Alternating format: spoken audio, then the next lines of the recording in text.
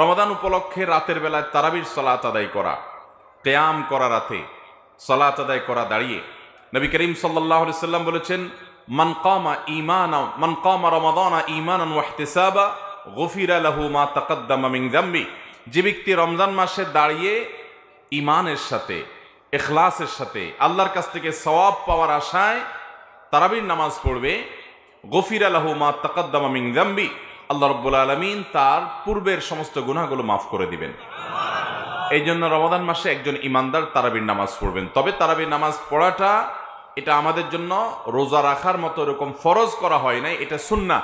নবী করিম সাল্লাল্লাহু আলাইহি সাল্লাম করেছেন, সাহাবায়ে কেরাম জামাতের সাথে, গুরুত্বের সাথে এই তারাবির নামাজ আদায় করেছেন। অতএব তারাবির নামাজ আমাদেরকে আদায় করতে হবে, এটা রমজানের একটা বড় আমল।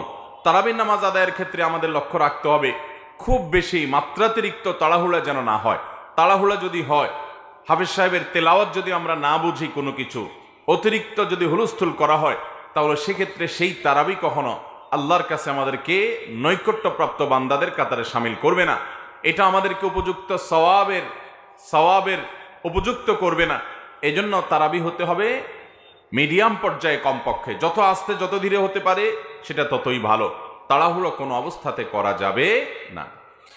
তাহলে তৃতীয় আমল পেয়ে গেলাম, রমজান মাসে তারাবির নামাজ পড়া। যদি কোনো কারণে কেউ কোনোদিন তারাবি নামাজ পড়তে না পারেন, তাহলেও তাকে রোজা রাখতে হবে এবং তার রোজা হয়ে যাবে। তারাবি পড়তে পারি নাই, সে অজুহাতে রোজা না রাখার কোনো সুযোগ নাই, কারণ রোজা রাখাটা ফরজ আর তারাবির নামাজ পড়াটা হলো সুন্নাত।